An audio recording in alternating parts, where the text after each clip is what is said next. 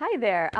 My name is Susan Greutman. I run Sunchoke Farms in South Bend, Indiana. We are a true urban farm, so we grow just under an acre, but it's spread out through 4 urban lots. So all of our lots are within a 2-block radius, so we're actually farming on lots that once had houses on them that were, for whatever reason, were demolished, and the lots sat vacant for a while, and now we're utilizing those lots for urban farming. So in our little under an acre, we actually grow for 2 different farmers markets and a small CSA. And part of our production is also indoors, where we don't need green space to grow, and that's what we're going to talk about today. We're going to talk about growing microgreens. Now, microgreens are basically little baby vegetables. I'll show you this one right here. This is a sunflower microgreen, and then it has the 2 leaves. We call these the cotyledons. As the plant grows, it will put out its true leaves. But microgreens are eaten in this baby form stage when they just have the cotyledons. And then sometimes with some microgreens, you might have 1 set of true leaves, not for sunflower shoots. Microgreens are super nutritious, sometimes having up to 40 times the nutritional value of their full-grown counterpart. And so in the resource packet, on the first page, there is actually a chart that shows you all of the different nutrients that are available through microgreens. And they're really great because it can be nutrient dense yet grown in a small space. So this is great for urban farms, for classrooms, or just in the wintertime when you can't grow as much outside. Now I want to clarify that microgreens are not sprouts. Sprouts are grown in water, and it's the whole root with the plant. And so sprouts are a completely different category of vegetables than microgreens, and we're not advocating for growing sprouts. We're advocating for growing the microgreen, which you actually cut so that the root is no longer attached to it. And they're dry, whereas sprouts are often very moist and are more likely to harbor bacteria, and that's something that we do not want. Okay, so there's a lot of different ways to grow microgreens. You can grow microgreens hydroponically and in soil. When you're doing hydroponic microgreens, it might look something more like this. This is coconut fiber. You can also grow on hemp fiber or an array of other materials that they're offering for hydroponic production right now. This just basically means it's seed and water. There's usually no nutrients involved, no soil, just the seeds and then the stored up nutrients from the seeds to produce the microgreens. This is something that you might notice. I have this spacer here. If you ever decide to do hydroponic microgreens, you want to make sure that you use some sort of spacer between the medium that you're using and your tray because the roots need oxygen. And if it's not going to get very much oxygen in there. So that's one way of growing microgreens is hydroponically. And I do mention in your resource packet City Hydro, which is a place where you can get all the equipment and actually the knowledge too. It's open source on how they grow hydroponic microgreens. But for today, we're going to grow microgreens in soil because that's how our farm does it, and a lot of farms also choose to do it that way. Growing in soil, we have a couple different options. A lot of people like to use 10-20 trays. It's called a 10-20 tray because it's 10 inches across and 20 inches down. And then just as we talked about the roots needing oxygen, you often want to put a tray inside your 10-20 tray. So this is like a half-size 10-20 tray, and it has holes in it so that the roots can come down and get their oxygen. And I'm going to show you what that looks like right here. This is a full 10-20 tray of microgreens, and if I lift this up, you can see all the roots underneath. The roots are reaching for the water, so you don't even need that much water in the bottom because the roots are reaching for it and grabbing the water, and the roots that are exposed are getting the oxygen out of the air at the same time. So that's one option for growing in soil. The way that we prefer to do it on our farm is we prefer to use these colorful 5x5 trays. You can fit 8 5x5 trays in a 10-20, and this is how we do it. The reason that we choose to use the 5x5s is because we don't want to cut and package our microgreens. We want to give someone a living product. So when someone gets microgreens from us, it looks like this. Okay, it still has the roots coming out of the bottom, but they get the whole thing, roots and all, and they can cut it for themselves. Some other equipment that you might need from growing microgreens is you're going to want seed starting soil, obviously, and seeds. And then I gave you a recommendation in your resource packet for 2 places to get seeds. We get most of our seeds from True Leaf, which is in bulk, True Leaf Market. Always remember, and I'll tell you now, you need to keep track of where your seeds come from. So I highly recommend, if you're repurposing a container, which is great to seal up the seeds, take the label and tape it on the side, because then way you always know your batch number and lot number. So if there's a problem with the seeds, you can contact the company. Or worst of all, if somebody gets sick because there's a problem with the seeds, you then have that to refer to and you know where your seeds came from. Other things that you're going to want to have around, you're going to want to have hydrogen peroxide. We like to keep ours in here because we actually buy a big food grade hydrogen peroxide container, because you do need to sanitize your seeds after you plant them. And then it's also helpful throughout the growing process. If there's just to sanitize the seeds as you go, it just is very helpful to the growing, and I'll show you that in a minute. There are a lot of ways to water your microgreens. We love using this because it is so much easier than a spray bottle like this. This you have to pump and pump and pump and pump, and this you can just hold down and spray. And we'll demonstrate that when we seed. Other equipment that you're going to need. It is great if you have a light setup like this that you can put your trays onto under the light.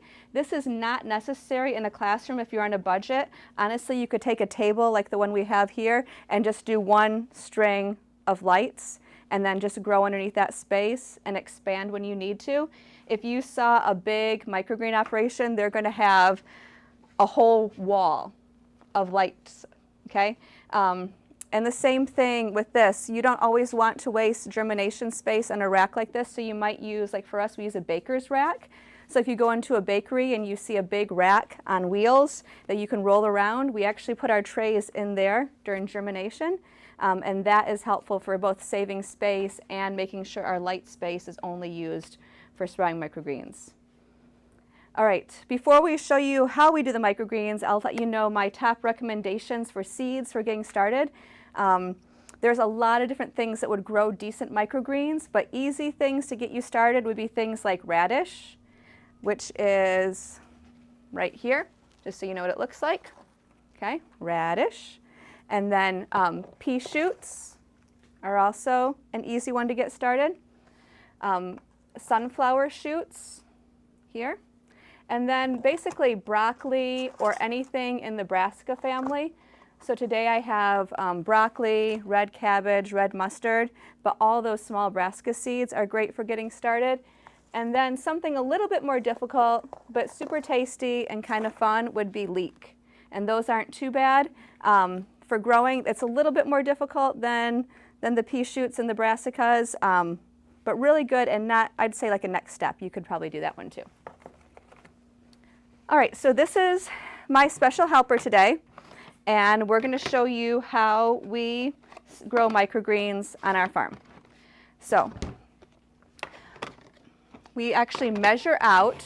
We have measuring cups that we specifically use for our farm, and each 5x5 tray takes 1 cup of soil. And so while Zita does that, I'll tell you some other things. And she'll put 1 cup in each one. You can stand if you need to. If you are doing a narrow tray like this, this is also completely good and possible. You're just going to want to fill it about halfway with soil. It's about 3 cups of soil, just approximately.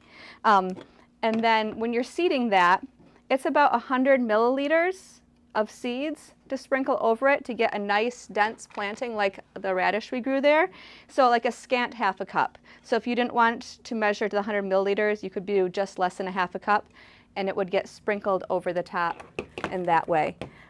It's also often helpful, whether you're doing the 10-20 trays or the 5x5s, to just tamper down your soil just a little bit before you get started. So we often just use another tray. There are specialty tampers that you could make out of wood or something like that, but it's simple enough just to go through and push them down. We have been farming and growing microgreens since 2018, and even though we've changed the way we done it a few times, from hydroponic to 10-20 trays to now the 5x5s, I found that microgreens aren't that picky. They're actually pretty simple and pretty easygoing. As long as you spread out your seeds and you're nice to them and keep them moist, they're pretty happy. So in doing the 5x5 trays, we just use 1 tablespoon. And so these are radish seeds that we have here today. And we'll just be taking 1 level tablespoon of radish seeds and sprinkling them over the soil pretty evenly. And like, that's it. It's pretty easy, pretty simple. Second graders can do it, you know, and they can become very good at it over time.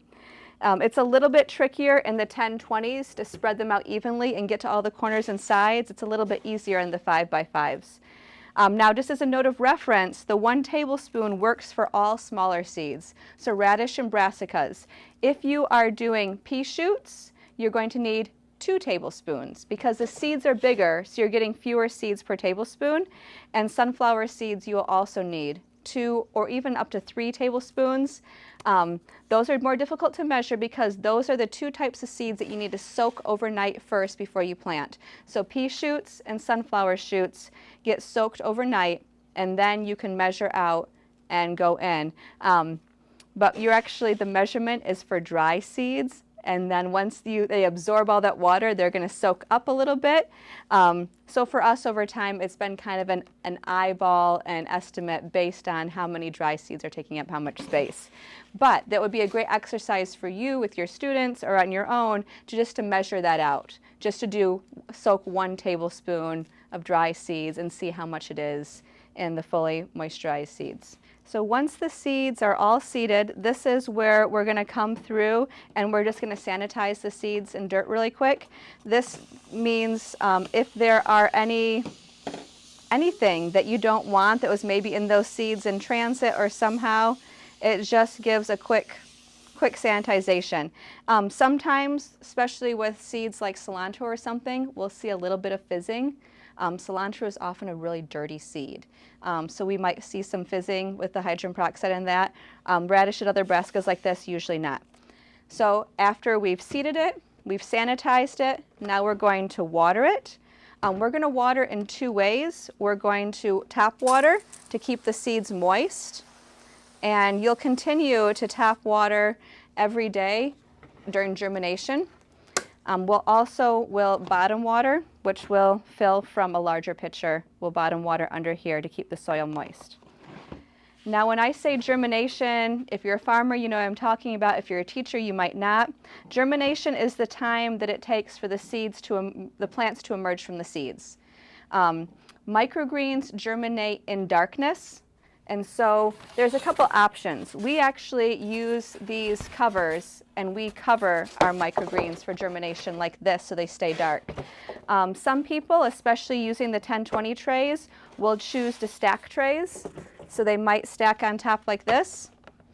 Now, there is a reason I choose not to stack trays. I have stacked trays before, and every single time you stack a tray on a tray, whether it's 10-20 on 10-20 or 5x5 on top of 5x5 on top of 5x5 like that, yes, it creates a situation where it's dark. However, you're always taking a chance when your seeds germinate that you're going to have this, and the seeds are going to stick. And then you might end up with holes in your tray of microgreens.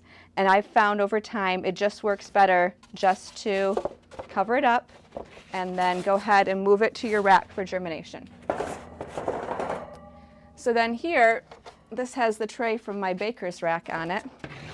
We have what microgreens would look like after a while. And these are some different types. So this is the radish that Zita just sowed.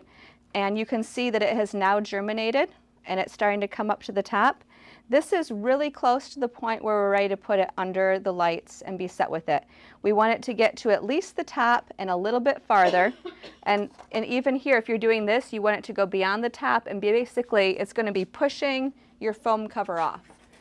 So we had the foam cover and we see that it's starting to push the foam cover off, and then we're like, okay, it's fully germinated, and it's ready to go under the lights. You can see that different microgreens are going to take different amounts of time for germination. And it's really going to vary. Like radish and broccoli are really fast, whereas you can see my little pea shoots here, they're just starting to send out their shoots. And the same with the sunflower. They're just starting to send out their shoots.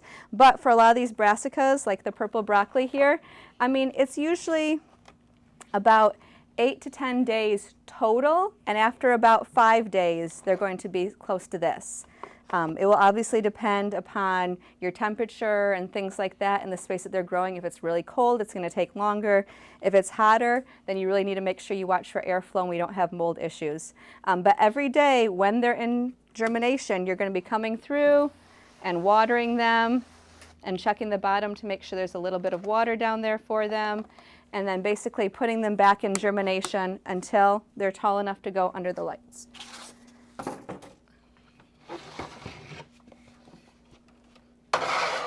And then after some time under the lights, they're eventually going to look like this. And so this is the radish like she just sowed, and the pea shoots and the mustard. You can see they're all different sizes, but here they are ready to go. And if you're using 5x5s, they're ready to sell just like this. That takes away a lot of the health department's concerns over like wash water and things like that. Really, the highest source of contamination on a farm is often the water that we use to either irrigate or to wash our vegetables. On the city, we have city water, so it's not as much of a concern. We're not dealing with having to test wells or things like that. But that's what the farm inspector told me. She's like, the less you can wash, the better, she tells me.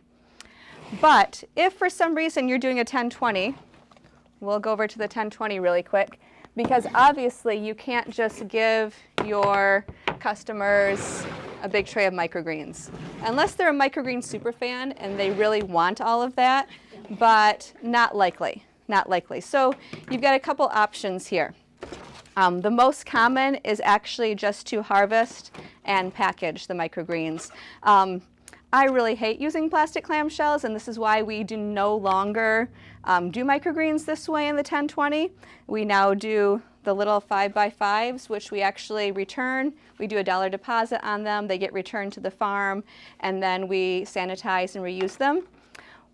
Just a note on sanitization, when you are sanitizing your trays, make sure that you are using a hot, soapy bleach water and then rinsing thoroughly and letting dry thoroughly. But because these are firm, they really hold up well to being washed all the time, whereas a flimsy clamshell does not hold up to being washed. It's much more difficult to sanitize, and almost any health department is going to really frown upon you washing and reusing clamshells. So this is the way to go. These and the heavy-duty trays are from Bootstrap Farmer, and I have that in the resource packet as well where you can get those. But let's say you are going to do this and you're going to harvest. Now, you can use a regular knife. You can also use scissors. And so if you have students doing this, you're obviously going to want to use the scissor option. And I'll try to do it here on camera. You almost have to kind of just grab them gently. And then from grabbing them gently, just cut across. And it's like mowing a lawn. And then you have a big pile of microgreens, and in they go. Most clamshells that you would be using are going to fit about 2 ounces of microgreens. And they'll go in like that, and then you'll have that a little bit fuller than this, but basically like that, ready to go for sale or for counting out if you're making measurement or whatever the case is. I'm just checking my notes quick. So one thing I did want to talk to you about is mold versus root hairs. And I will show you on these. See, we did such a good job on these, I can't really show you so well. So as the microgreens are developing, the little seeds are sending out their roots, and there are little like micro roots, these little baby roots that almost look kind of fuzzy because the roots have all these little bits coming out. It'd actually be really cool to look at under a microscope, but sometimes some people who are growing microgreens will think, oh no, it's fuzzy, I have mold. But that's not the case. If you have mold on your microgreens, it's going to look more like spider webs and less like fuzz. oftentimes if you see that little fuzzy bit, what you want to do is you can do two things. You can shoot it with a spray of water, and if it goes away, because the roots have absorbed the water, then you know that it's roots. You can also take your hydrogen peroxide and you can spray it with hydrogen peroxide, and if it fizzes up, it's probably mold. So just as a way of checking, because so many people have thrown away perfectly good trays of microgreens because they saw the little fuzzy bits, there were actually root hairs and not mold. But if you start to see just a little bit of mold, don't think like that everything is done and over. Just go ahead and spray it with your hydrogen peroxide and wait a little while. Sometimes you will kill the mold and the microgreens will still grow and you'll be okay. Other times, if it's really hot and humid, the mold will just completely take over. So just give it a chance, give it a try, and don't be afraid of just getting in there and trying again. All right, so just to review briefly how we do the microgreens, you want to take your growing medium and fill your trays evenly. Remember, you're going to pre-soak the peas and the sunflowers, but not the other types of seeds. You want to scatter the seeds in the top of the medium as evenly as possible. Cover the trays to provide a blackout period. Check them daily, water them daily using hydrogen peroxide if necessary. You're going to uncover about day 4 or 5, depending upon how tall they've gotten at that point. And then you will water them and put them under the lights. And then water lightly every day. And it really depends upon your situation. So in these sorts of trays, at this point when they start to get big, you're just bottom watering. And the same for those under the lights, bottom watering. In the resource packet, if you look under Bootstrap Farmer, there is this really cool automated watering rack. If you have the finances for that, it will water all your microgreens for you twice a day. So once you get them under the lights, it's just a set it and forget it sort of situation. And then you want to harvest around day 8 to 15, depending upon the seed and how much it's come out and matured by then. Do not allow your sunflowers to grow to the true leaf stage. The true leaves on sunflowers actually start to get a little fuzzy and very bitter, yet in the cotyloidin stage, they're sweet and crunchy. So watch that. And then once you've harvested it, you can store in bags in the fridge. We like to use mason jars, or if you're packaging, just leave them here in the packages. And they're usually good, fresh from about a week in the fridge, like that. All right, so since this is for both the classroom and small farm, just a little bit of microgreen math that you might want to try out with your students. When you're buying seeds, you're buying your seeds by the pound, yet we're measuring out by the tablespoon. So it would be great to find out how many tablespoons 1 pound of seeds equals. So 1 pound of seeds equals how many tablespoons? And then we can find out from there the price that we're paying per tablespoon of seeds, knowing how much the seeds for 1 container costs.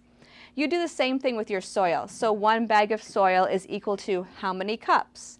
And therefore my price per cup of soil is whatever it is. And then you're knowing everything that's going into your 1 container.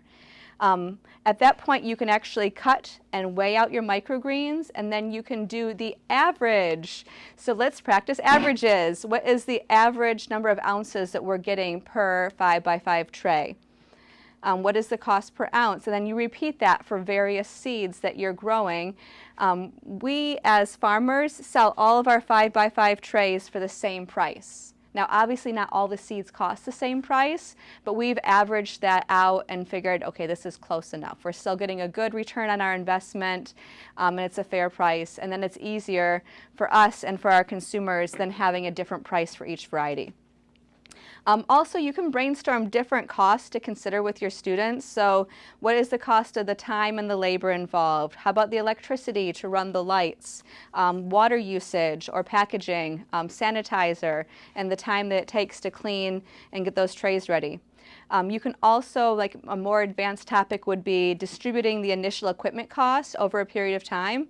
Because obviously you're not going to pass on the cost of this tray to the first person who this tray goes to. We've had these now for 3 years, and this is what they look like after 3 years. Practically brand new. We've got 1 chipped corner. The pink ones have been fading a little bit. But this is 3 years of use back and forth to consumers, and they're still in great shape. So that would be something, a whole nother subject to talk about, distributing equipment costs over a period of time. So I think that's all that I have for you today about how to grow microgreens in your small farm and classroom. So what other questions do you have?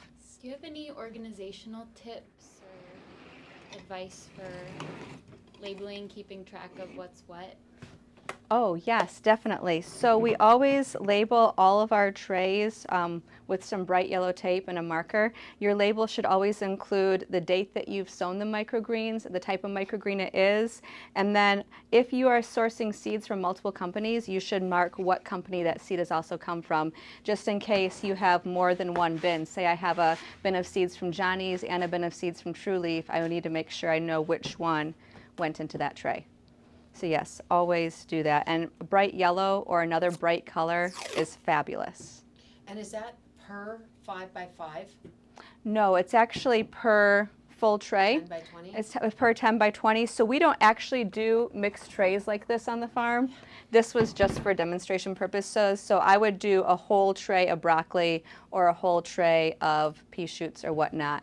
And because their life cycle is changing every week, I don't have things, I'm not fluctuating a whole bunch. I'm not going to have a whole bunch of peas from different places on my rack at the same time, so I'll be able to know where it comes from.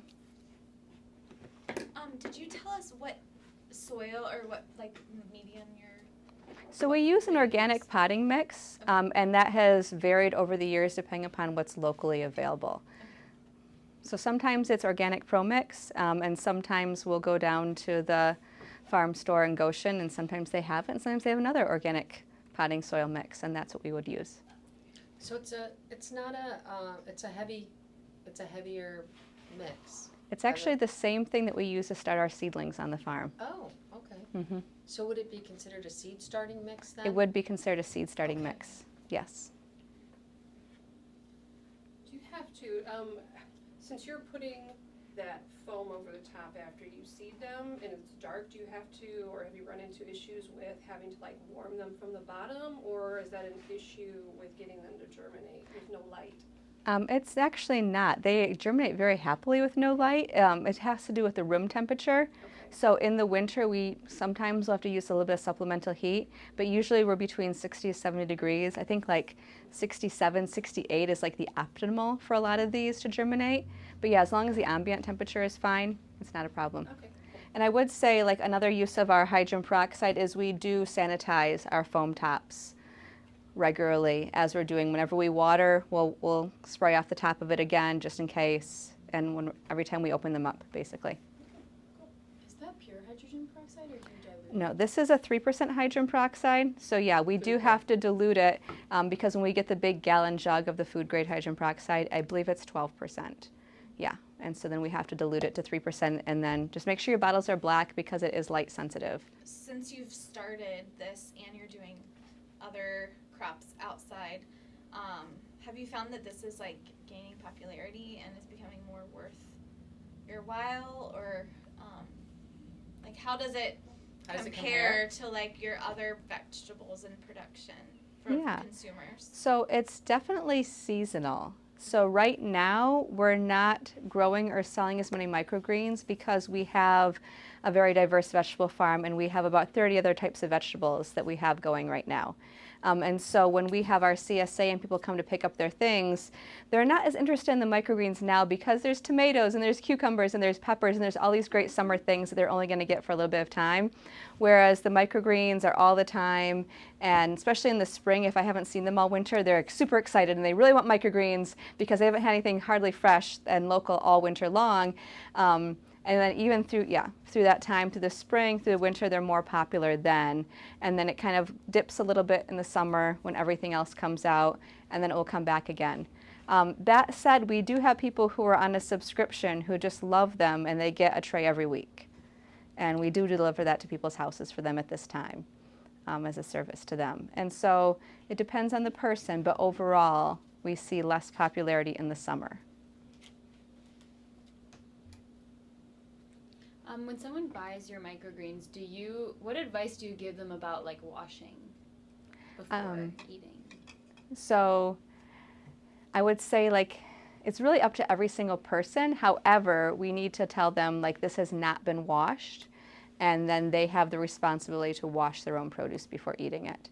And I do encourage them to not leave it in the container that long. Some people like to. They like to leave it out on their kitchen counter, but especially in the summertime when it's hot, it could become a little fruit fly magnet, just like any other plant.